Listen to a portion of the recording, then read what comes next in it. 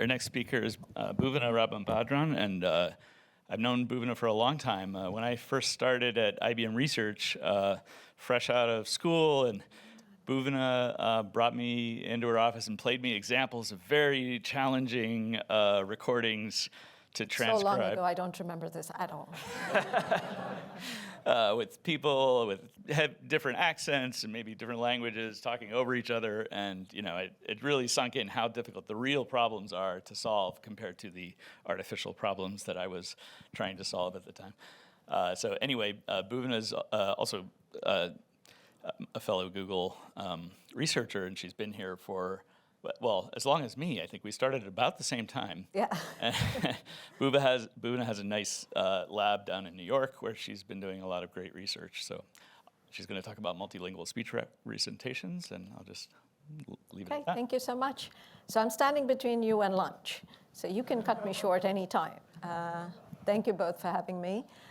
We had some really exciting talks today, visually grounded representations, and how do you interpret what the brain's thinking. This is a whole lot more mundane compared to that. But something we need to do to sort of immediately get users good technology that they can play with across a series of tasks we're all familiar with. So I thought I'll talk a little bit about what do we need to do to these models to derive good multilingual speech representations. Many of you are familiar with a lot of this work, so I'll just hope I can give you an overview, and I'm focusing more on breadth rather than too much depth, so please bear with me. This is contributions from a lot of people in Google, speech teams, as well as other research teams.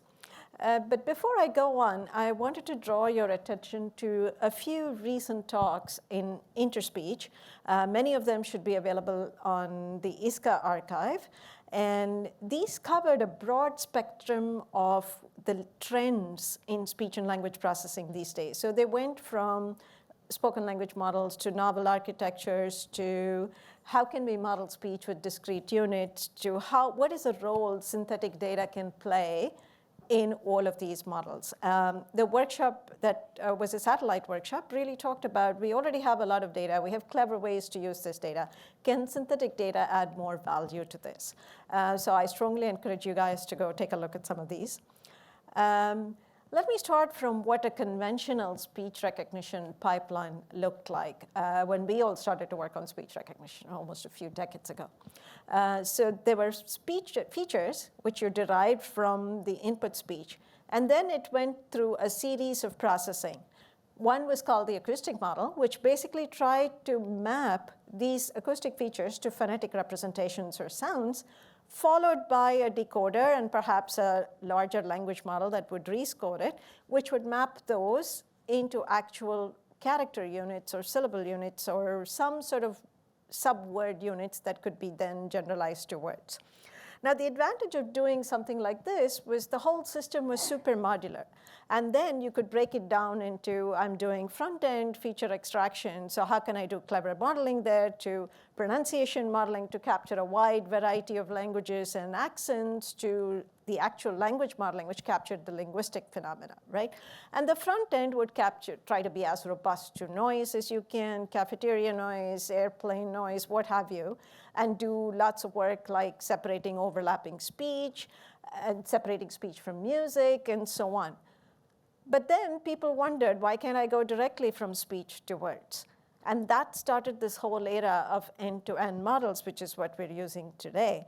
But now we have lost a lot of the modularity, but we've gained something in return.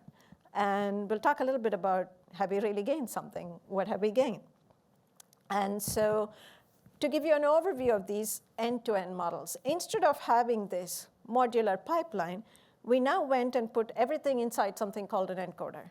So the encoder went from the input representation to input features, your waveform, to some latent space representation. And from there on, you either had a simple decoder or a slightly more complex decoder, which either had some independent assumptions or it had some more additional minor dependency on the previous state the decoder was in. So what information should this encoder capture to basically represent everything you saw in this conventional pipeline? And at what point does the decoder actually come in and add value, right?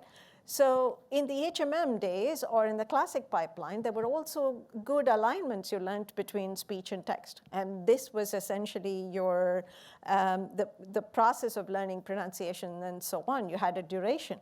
But now you don't have that anymore. So people started to introduce some sort of alternate methods to implicitly learn alignments in these models. And you see this class of models which went from CTC to RNT, where there was the introduction of this thing called the prediction network that would predict the next state based on what its previous state was, to the encoder-decoder class of models, where you had something called an attention network that summarized everything it saw in the input and took the previous state the prediction of network was in and tried to tell you which acoustic frames mattered the most to predict the next word token you have. So we went from this nice modular pipeline to these blobs, and then we started to introduce some of our previous knowledge into it to get the best possible prediction sequence. So what should this speech encoder do? It's capturing some representation, but it's not capturing just that spectrogram feature derivation we had, like with MEL features or some other neural network-based front end, right? Now the role of this encoder is a whole lot more. It has to capture many, many, many things. So what are these?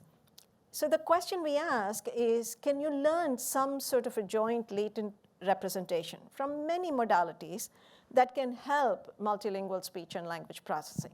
That's what you want this encoder to do. We have tasks, such as speech understanding. And that means we want to go from speech to text. And you want to annotate it with speaker labels, perhaps language information, perhaps expressive annotations. You want this to scale across as many languages you can. You want to take advantage of found data, because getting these models, which are extremely data hungry, to suddenly work well means you have a lot of good data. But good data is expensive and hard to find. So how can you take advantage of what's just available out there? And how can it address many of the other paralinguistic features that underlie a speech signal, right? Then comes this task of audio generation. This encoder, if it was getting text input, remember we said we wanted to take multiple modalities, not just speech. I showed you an ASR pipeline, but you could visualize this pipeline as taking text in, converting it into phonemes, and producing speech at the other end, right? So audio generation, can we borrow the same ideas that we want to do in ASR? And can we learn some sort of shared representations from these two modalities? Is the sharing the key here? And how do we make sure they're in the same space? Because speech is in one space and text is discrete tokens in the other space.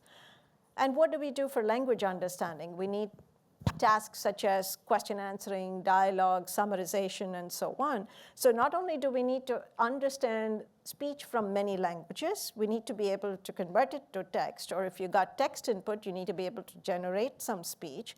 And you also need to be able to do tasks such as language understanding. So now we're expecting this little encoder, well, not so little, but this encoder, to learn all of these features and produce representations that will help you do all of these tasks in many languages. So I'll briefly touch upon what we all know for representation learning. We said we want to work with found data because we don't want to rely too much on labeled supervised data.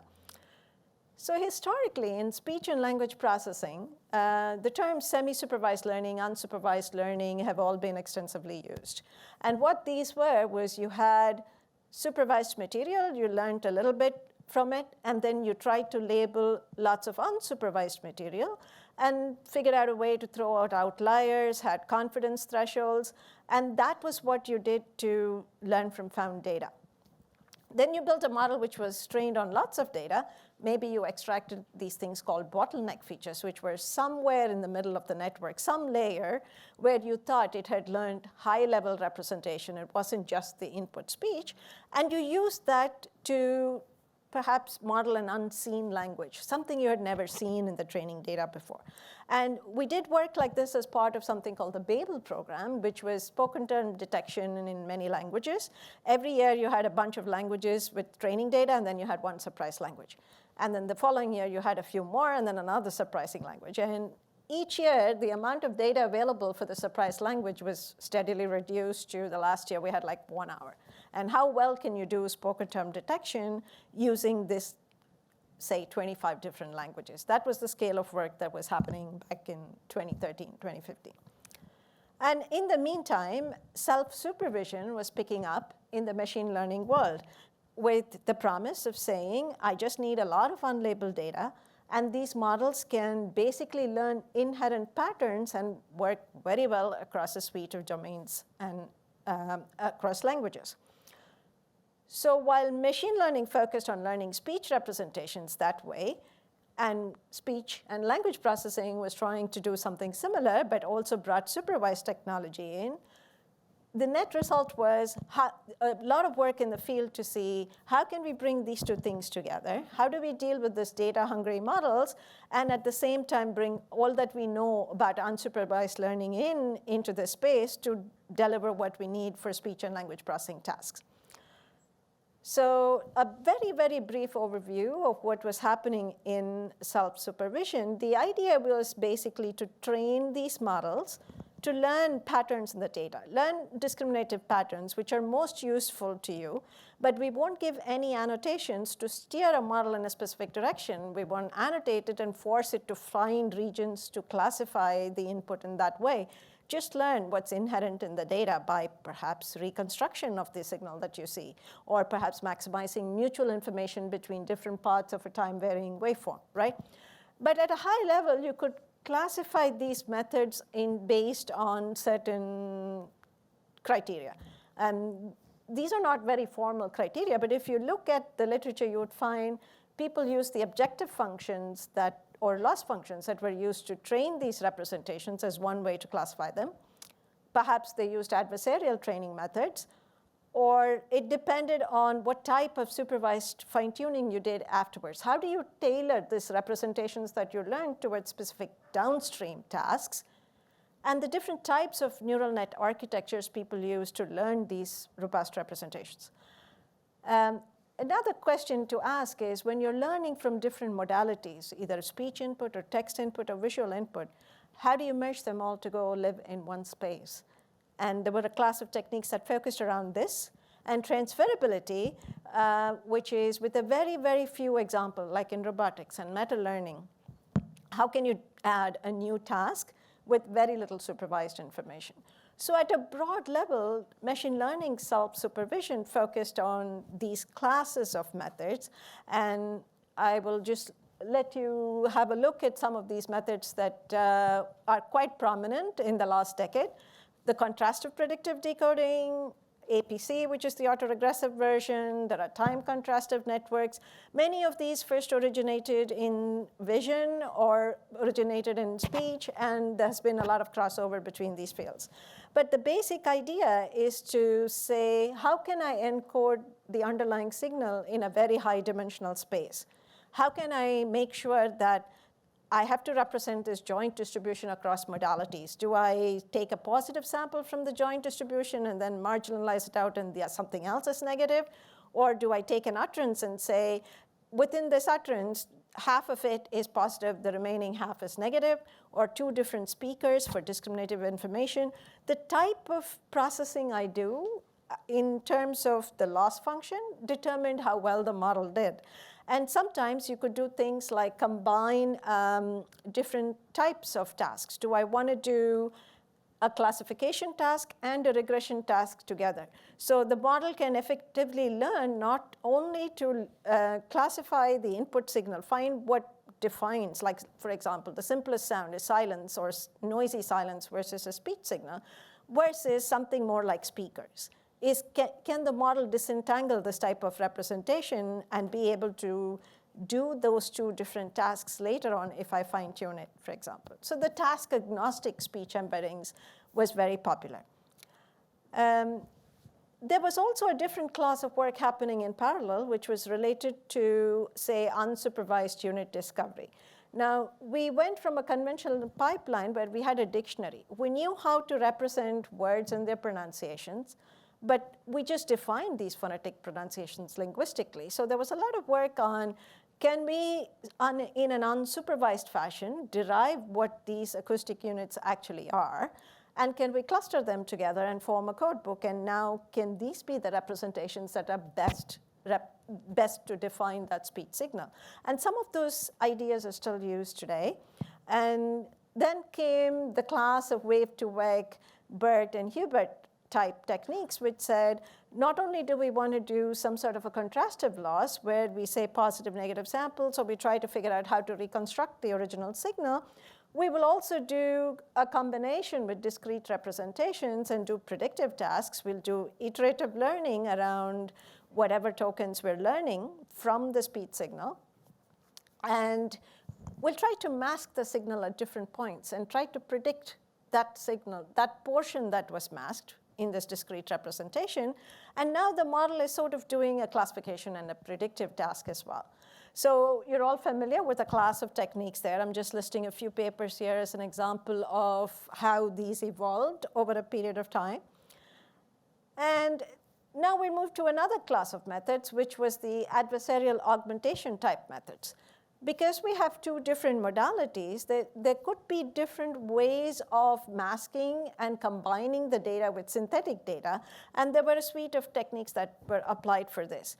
Now, why is this important? We want it to scale across many languages in different conditions, right? And we don't necessarily have data to model these. So if we could synthetically produce these and allow the model to somehow learn with the consistency loss that even if this is a slightly different perturbation of the signal that you saw, it's really the same underlying pattern. So these types of discriminative encoders were quite popular for some of the speech tasks. But if you take the class of self-supervision techniques that relied just on speech, for example, like wave-to-wake or its variants, they leveraged a lot of unspoken, untranscribed speech, right? This was a lot of just spoken material that you had free access to, say podcasts, YouTube videos, what have you. But it didn't take advantage of the vast amounts of unspoken text. Typically, this unspoken text came in the form of a language model, or it was in subsequent processing in the downstream tasks. So how do you we said we want to learn a joint latent representation between modalities. So how do you go about doing this between speech and text? There are techniques focused on text injection. And I have a whole suite of references towards the end. I couldn't fit them in the slide. But it's basically, how do you inject text into this pipeline of self-supervision? How do you combine these losses together? And how can you jointly train all of this? You have some supervised material, you have unspoken text, you have untranscribed speech, and it's all there for us to take advantage of, right? So those were the class of techniques that focused on data and focused around the types of cost functions used for self-supervision. Now let's talk a little bit about fine-tuning. We said multitask, multilingual. So what are the tasks these models can do? Can they do it well off the shelf, or do you need to do some sort of supervised fine-tuning? How would you do that? Would you freeze parts of this encoder? Remember, we're saying we have one encoder, and we want this to do many, many, many things. So how do you get this encoder to actually learn? Will it be a mixture of experts? Will it be a specific type of an architecture? And this was the time when the foundation models were introduced in a paper from Stanford, where they talked about how can you capture representations that can be used for any task? Object recognition, image recognition, information retrieval, and so on. And the transferability of these representations across these very diverse tasks was also something that was robust to what kind of good representations these models learned. So in terms of architectures and transferability, the encoders took on several different shapes, if you will, with the transformers being the most successful and popular. But there have been several variants on top of that. It's endless, the list of architectures people have explored, really. While it can be debatable as to the value they got as opposed to the additional compute that went associated with them, each one still had its own, I would say, its own advantage.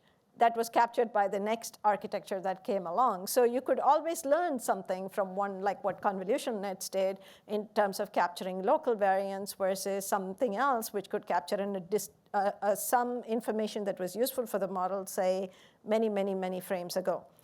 Another key question was asked is the representation you learn from the speech and language signal transferable to vision and robotics and vice versa? This is a very interesting piece of work that came out in 2020, and there's been follow-on work after that as well, but I encourage you to go read that. So we talked about how do you learn from this signal. What about multilinguality? What's so different about multilinguality?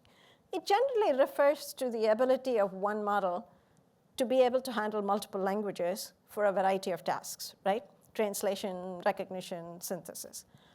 But training these multilingual representations in like one model hasn't proved very successful until very recently, unless you provided some additional language information to the model. And people have done a lot of work in this space where they have said, can I ignore the language information? Can the model learn it itself as it goes along?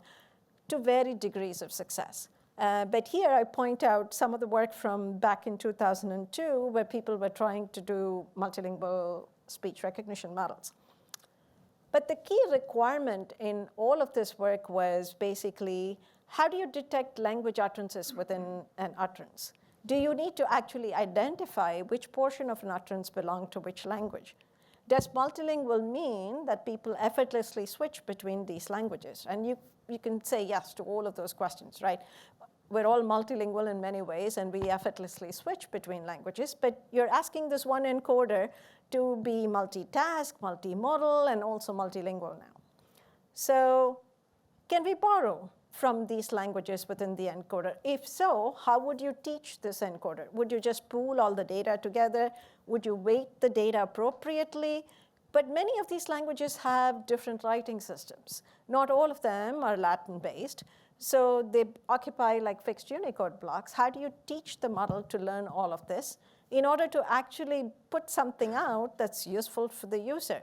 Would the model always output one writing system, and then you'll figure out how to transliterate that to the writing system of the target language? Or would the model do inherent language ID and put out the right writing system, right? So there are a lot of challenges that are posed to this tiny encoder model. And the key thing being code switching. It's a very common phenomenon, and it occurs in almost several countries, I would say. In India, it occurs typically between each language and English. And then you have Arabic English, you have Chinese English, Spanish English. You can just combine many languages, but people are mostly trilingual. It doesn't go way beyond that.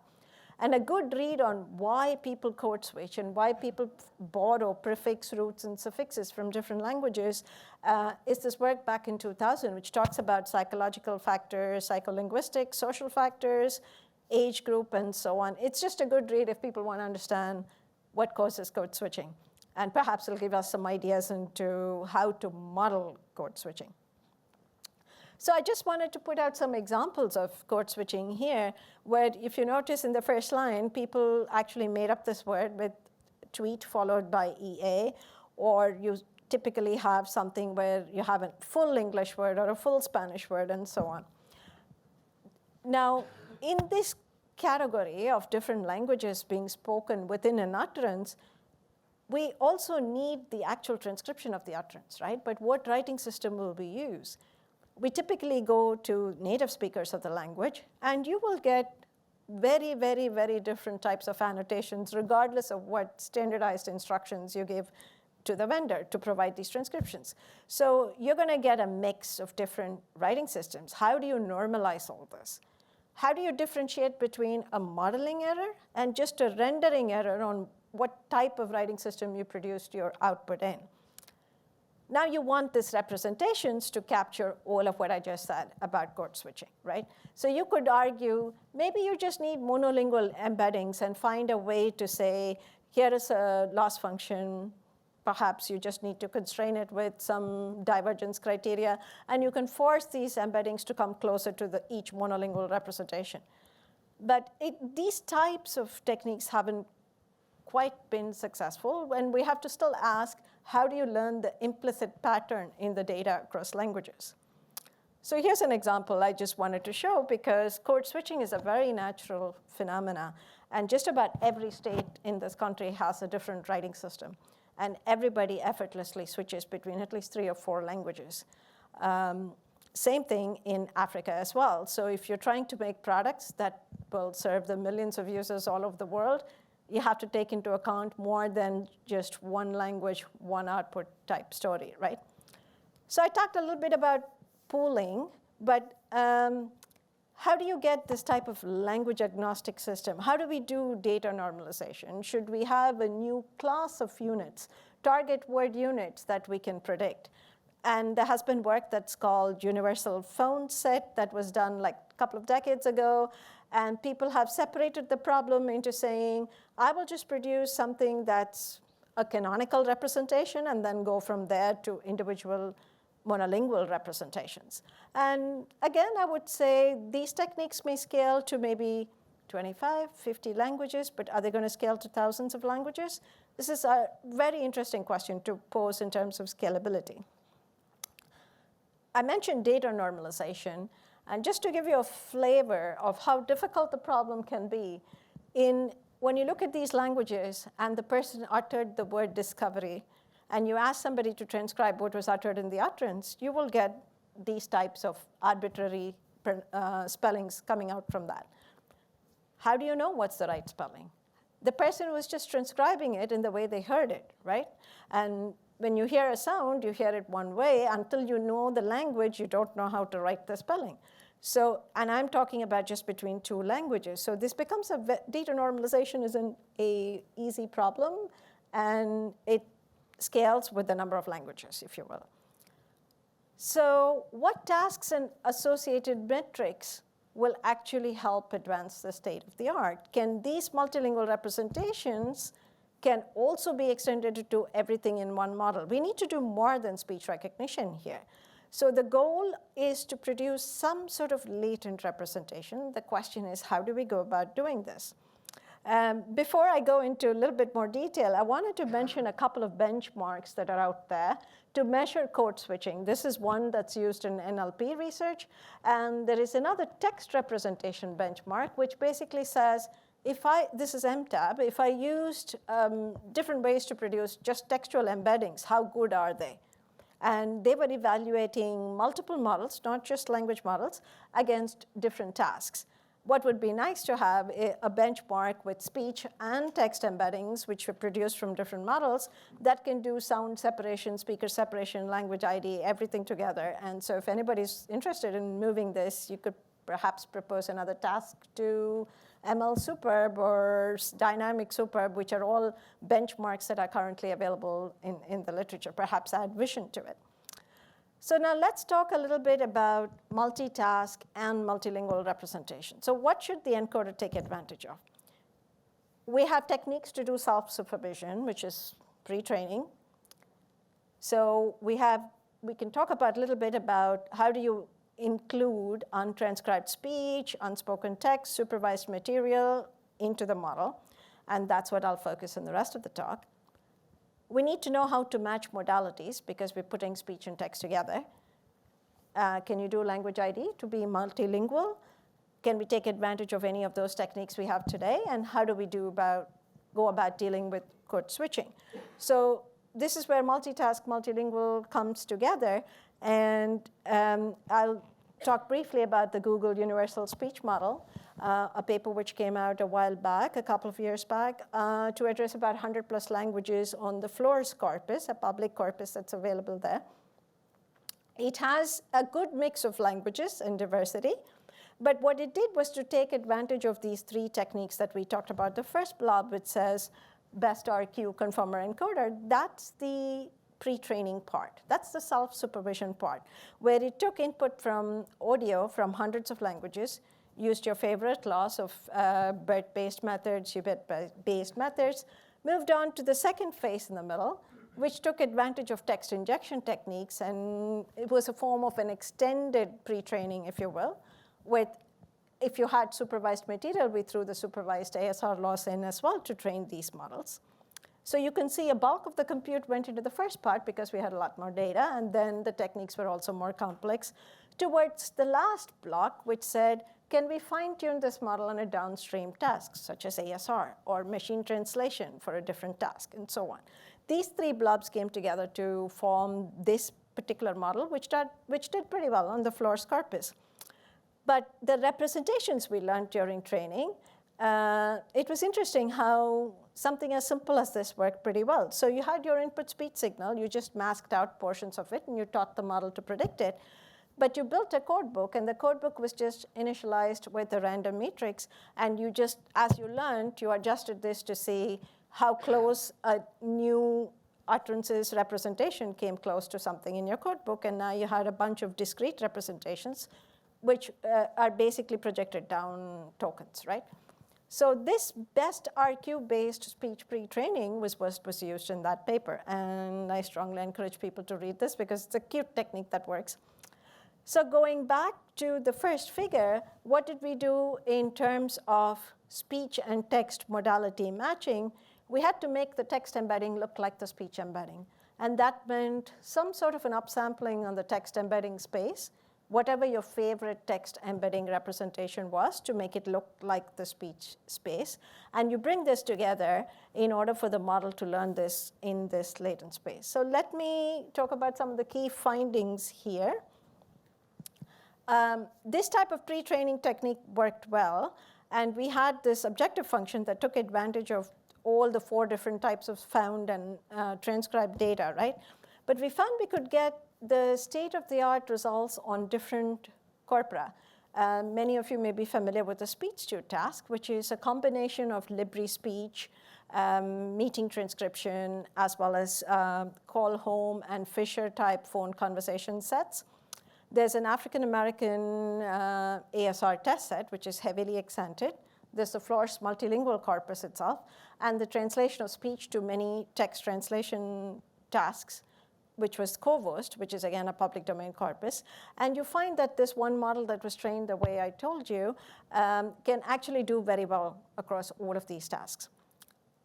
So in terms of scalability for multilinguality, the language expansion results also showed that we could train a model with these techniques that did very well.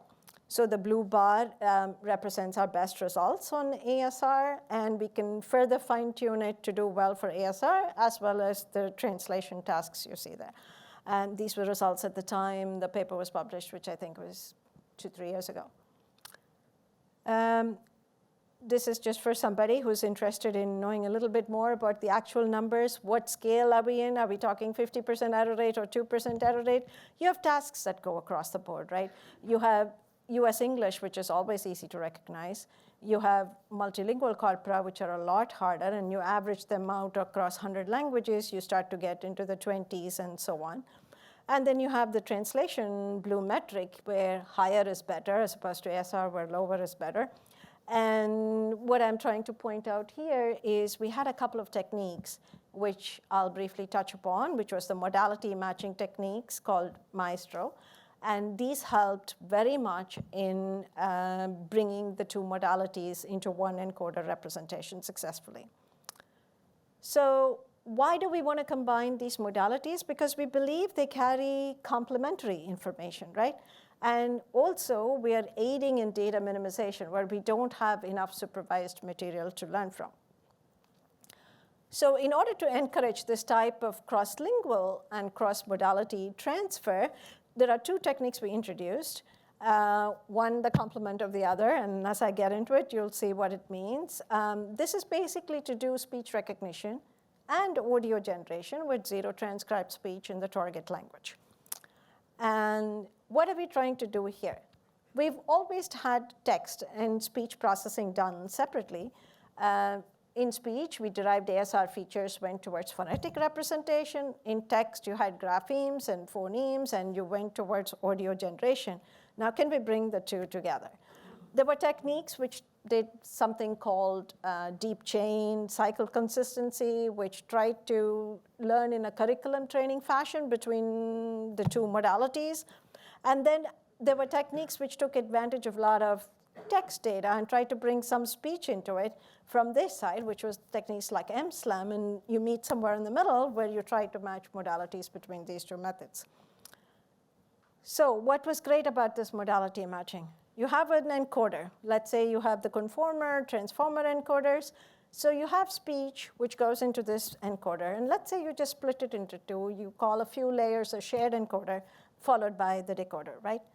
Then comes your text encoder, which is your favorite text embedding, which can be anything.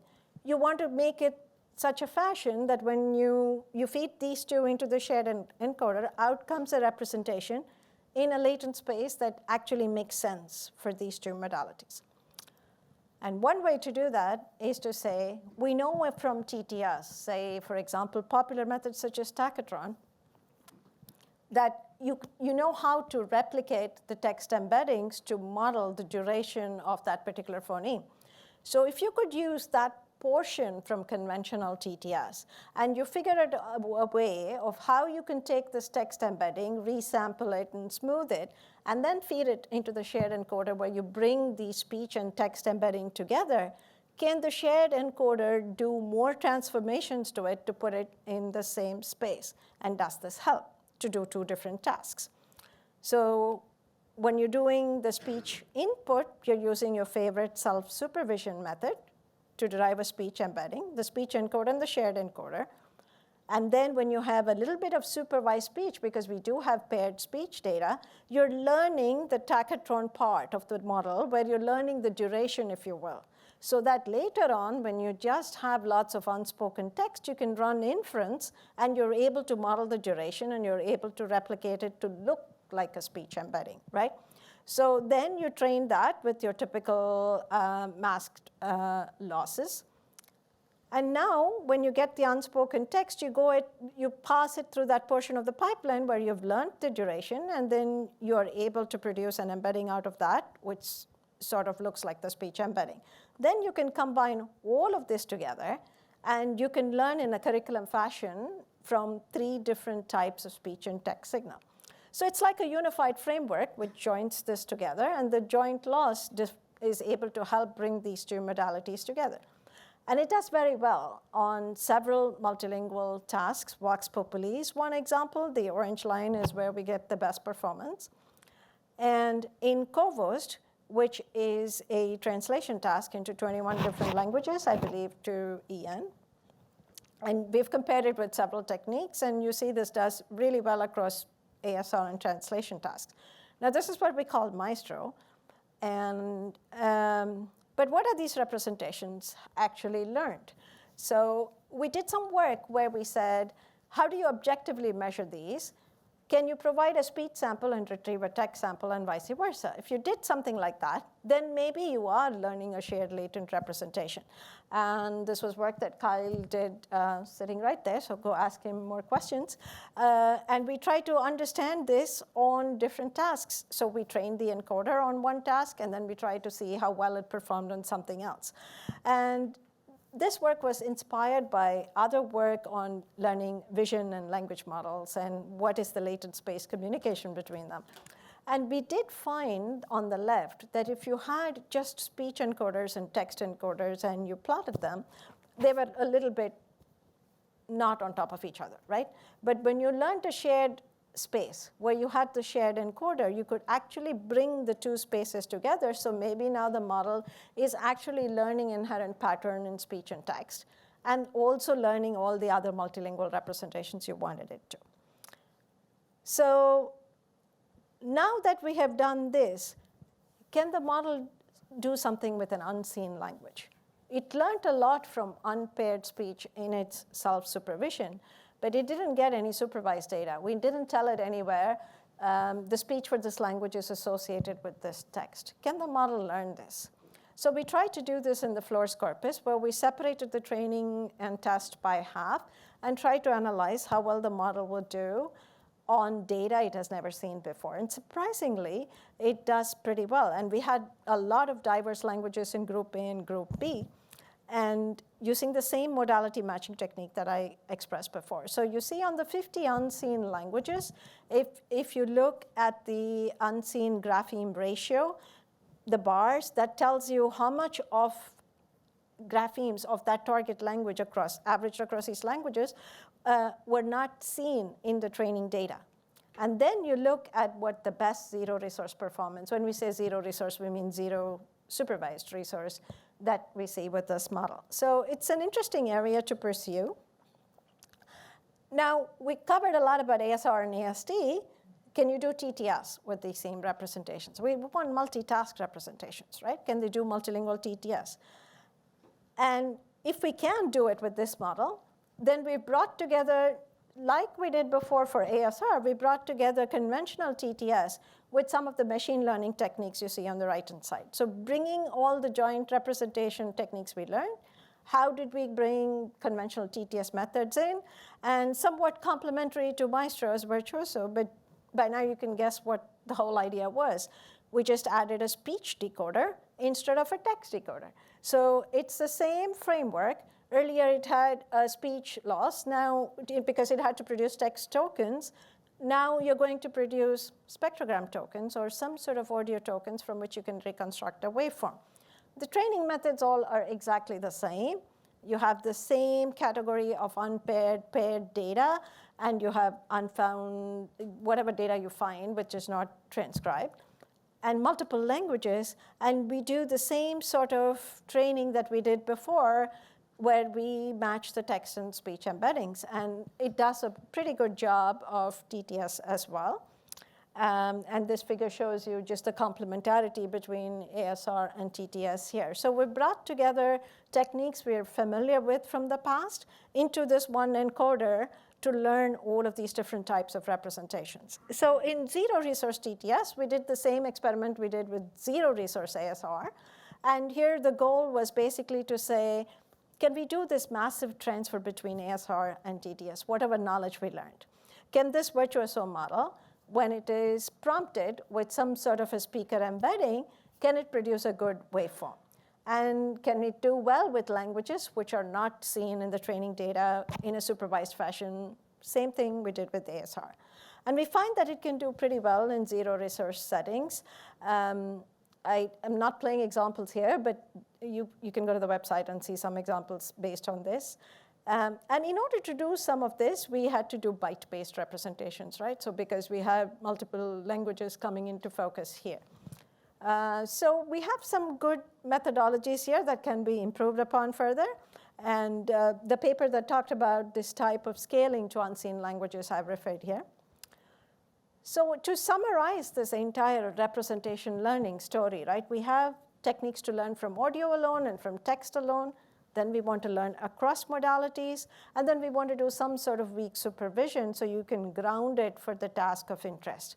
So back to where we started, we had an encoder which we had to train to do all of these things. And these are the various techniques we brought together in order to give the encoder the ability to learn the underlying pattern.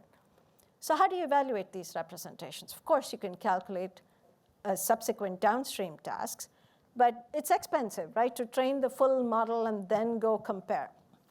It would be nice if you came up with some representation and found a way to evaluate, say, its compressibility, its robustness to noise, or its impact in separating speakers. Is it language aware? So there have been a couple of pieces of work that I'd like to call your attention to. The first one is recent NeurIPS work, and the other is something in interspeech, where we can have different type of benchmarks which don't take very long to run, but can give you an idea of what this representation captures. There's also work done to do the same thing from a perception point of view, perception losses, to see how well these representations work. Now, can you also have other tasks which the model was not trained to do? Say, for example, dialogue tasks. Does the same sentence spoken by multiple speakers, can you identify the different speaking styles? And a corpus was released to do that called Style Talk recently, which allows you to evaluate the robustness of these representations. And can you detect domain shifts over time? the model was supposed to do multilingual language switching, but can it also do some sort of domain switches? For example, say read speech versus continual conversations versus, I don't know, screaming at somebody, underlying paralinguistic information. Can you capture all of these? There have been work in EMNLP and NACL which address some of these things. And finally, there is this text embedding benchmark I talked about earlier, which is pretty exhaustive. It has about multiple languages, right?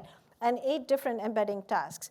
But it would be nice if we could do something similar for joint representation, which is, as far as I know, doesn't exist today. So there are several promising lines of research here that are interesting in my mind to pursue. Can we guide the masking and the learning and the original representation learning to ignore erroneous samples? Can it be less susceptible to fluctuations from speaker and language and noise? And can we make it do something consistent? And we talked about speech and text modalities. There's also work combining vision. Can we bring all of them together? What is a good tokenizer? What's a good encoder, right? And even how do you define good in this space? So lots of interesting questions in this area. And just to leave you with some concluding remarks, right? None of these problems have been really solved. We've sort of know how to scale to maybe 500 languages. Maybe we can do code switching a little bit better than we did before, and we've separated modeling and rendering issues. We've found a way to do joint representations, but these problems are by no means solved. We still don't know how to separate very well background speech from foreground speech and what we should pay attention to. So I want to leave you all with that these fundamental challenges are still going to remain, but I hope I gave you a breadth of techniques that work, where the state of the art is, and I hope I've encouraged you all to look at this a little bit more. So thank you for listening.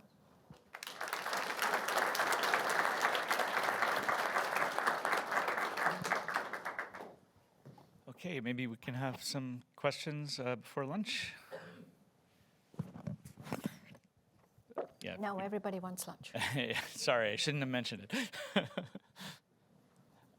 will you be sitting so we can ask you questions while we eat lunch? Yeah. Thank you Perfect. so much. You'll just have to follow her around. Thank you so much for the talk, and it's a very great talk for summarizing many of the recent works. And one thing that I want to ask here is like mostly about the tokenizer that we're referring. Like I think there's like when we're training the tokenizer, one thing is to connecting with a large language model or something similar. And the thing that The quantizer connected with what? The tokenizer thing, like to connecting with a large language model thing and so on. So like I'm just interested in your opinion of how we can connecting either with the continuous representation with the audio encoders, with a large language model, or like directly going with the discrete representation that going with the tokenizer and so on. Yeah, that's mostly the question. It's a very good question. You could argue that a lot of the modality matching, if you say, happens within the large language model, then you can sort of train them together, right? And you can train them on, say, 1,000 different tasks or what have you. But we need to do some sort of, I think, interpretability work to actually understand where in this massive network what is being learned. There was some work done on interpretability a while back on where people were trying to associate which layer learned phonemes, which layer learned language separation, speaker separation. This was possible in the smaller scale networks, but now that you have these large language models, it's a little hard to separate out what the model is memorizing. There's some mixture of experts coming in here. We can also sort of evaluate how many tokens per feature, right? How many tokens per language, how many tokens per speaker, sort of things. But I think it's hard to say which is a better way to do it. With some more understanding of where the model is learning what, that would help us. And that was also some of the idea behind these benchmarks. Without having to train a full model, if you could just evaluate the tokenizer, perhaps attach it to a language model and see, large language model, and see how well it performs on a task, it would give us some feel for the loss functions to use even, for example. A quick following-up question for that is that, first of all, thank you very much for the answer. It's very good. And a quick follow-up for that is like the thing that's going with like for example, when we assign the tokens to specific like attributes of the speech, is that like we're like trying to do some disentanglement or like have some specific information contents in like a kind of different kinds of token.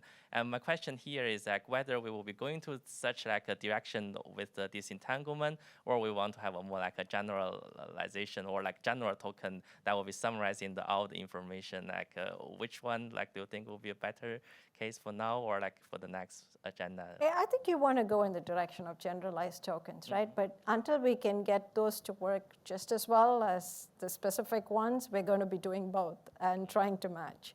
But yeah, I would say we would want to go in the direction of generalized token representations. Yeah, thank you so much. Yeah, that's all my question. Yeah, thank you. I guess there's another question here. Thanks for the great talk. Could you speak a little louder, please? Yeah, thanks for the great talk. I'm interested in this first problem that you have here about code switching.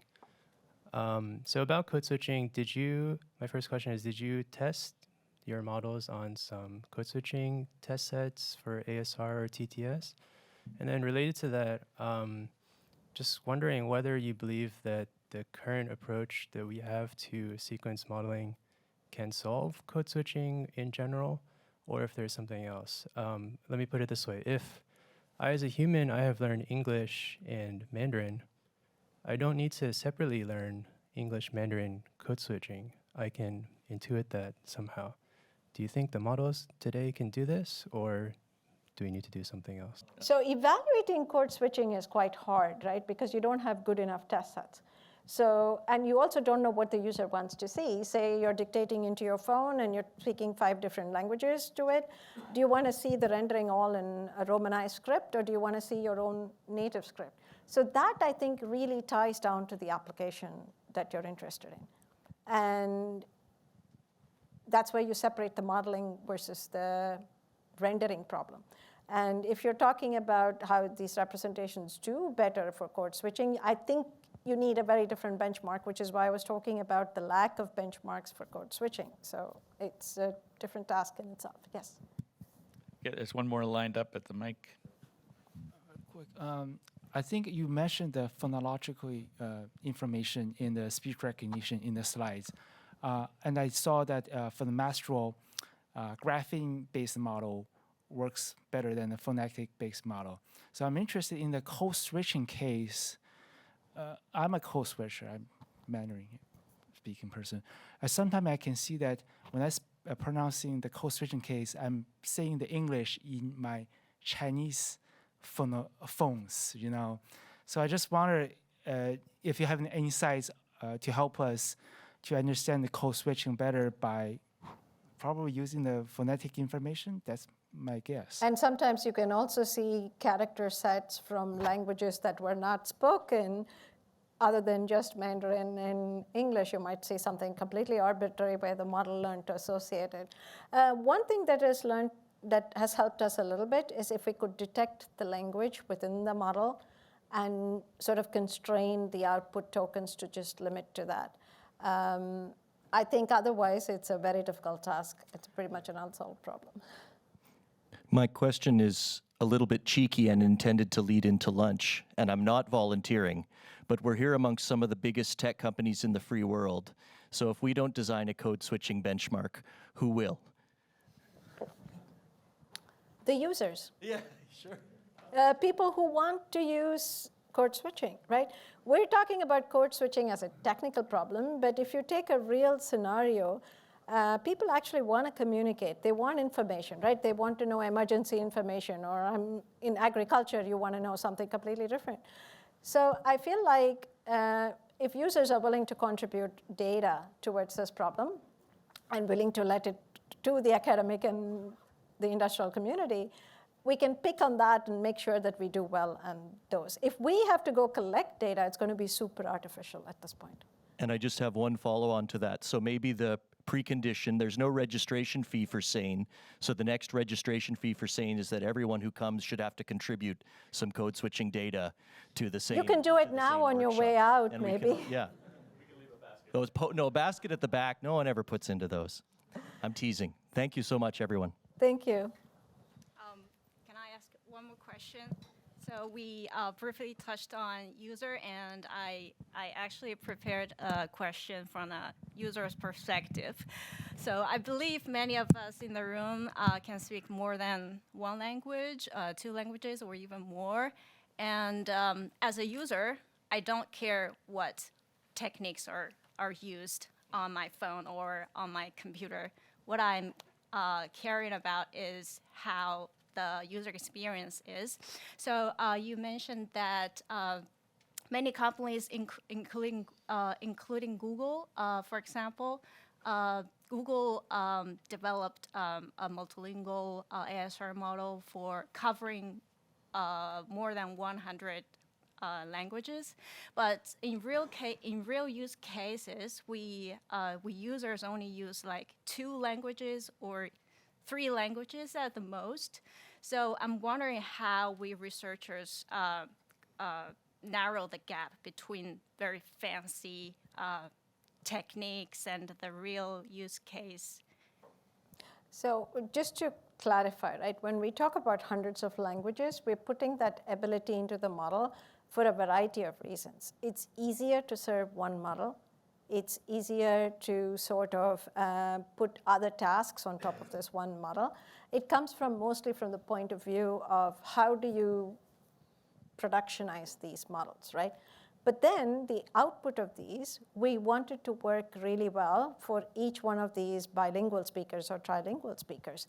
So when we train these models, we make sure that there are these head languages and these tail languages, and they all sort of work equally well. So our focus is on making sure it matches the best monolingual representation that you have or produces the best performance. And that's not always the case. And it's typically very much data dependent. So if you take a language which is not spoken so widely, then the model perhaps is not going to do just as well as it did on, say, US English, for example, right? So the way we focus on it is the training side to give the capability to the model to be able to handle many languages, versus the production serving side where we want to optimize costs, we want to optimize latency, we want to optimize user experience on specific languages. So that is the task of going from research to production, where research produces this capability and then you figure out how to take it to the end user. Thank you. Okay, and that brings us to a conclusion, but let's thank the speaker one more time.